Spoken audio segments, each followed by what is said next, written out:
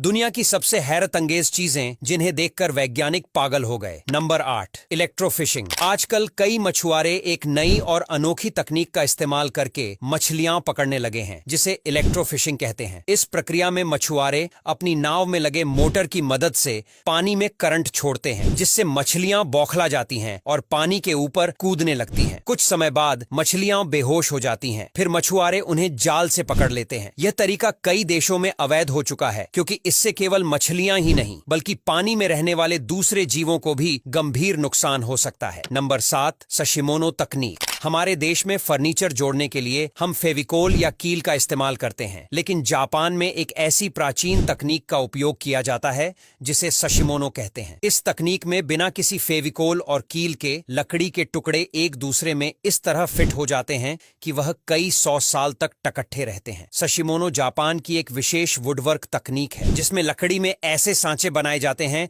कि वह इतनी मजबूती से जुड़ते हैं कि बिना किसी बाहरी सहारे के भी वह काफी समय तक टिके रहते हैं। इसके अलावा अगर कभी समस्या आए तो इसे आसानी से अलग करके ठीक भी किया जा सकता है। Number 6, fastest spinning blade. यह एक ऐसा ब्लेड है जो दुनिया में सबसे तेज घूमता है। आपको वीडियो में यह स्थिर दिखाई दे सकता है, लेकिन असल में यह इतना तेज घूम रहा होता है कि कैमरा उसकी गति को पकड़ नहीं पाता। जैसे ही इस ब्लेड में कोई सब्जी डाली जाती है, यह उसे काटकर सलाद बना देता है। असल में यह ब्लेड इतना तेज घूमता है कि कैमरे की शटर स्पीड और इसके घूमने की गति एक जैसी होती है और इस कारण यह स्थिर दिखाई देता है। Number 5, Pamban bridge. अब हम आपको ऐसे ब्रिज के बारे में बताने वाले हैं जिसका नाम पंबन ब्रिज है, जिससे ट्रेन गुजरने पर उसमें बैठे यात्रियों की धड़कनें बढ़ जाती है। और इस ब्रिज का नाम दुनिया के सबसे खतरनाक ब्रिजों में आता है, क्योंकि यह ब्रिज बहुत समय पहले अंग्रेजों ने 1914 में रामेश्वर से मंडपम तक बनवाया था। यह ब्रिज पूरा समुद्र में बना होने के बाद भी इसमें कोई बाउंड्री नहीं है, जिससे यह ब्रिज बहुत ही खतरनाक लगता है। 1964 में इसी ब्रिज पर साइक्लोन के कारण बहुत खतरनाक हादसा हो गया था, जिसमें पूरी ट्रेन के साथ उसमें बैठे 300 यात्री समुद्र में डूबकर मर गए थे। और इस ब्रिज की खास बात यह है कि इसे 2 भागों में बांटा जा सकता है, ताकि समुद्र में चलने वाले जहाज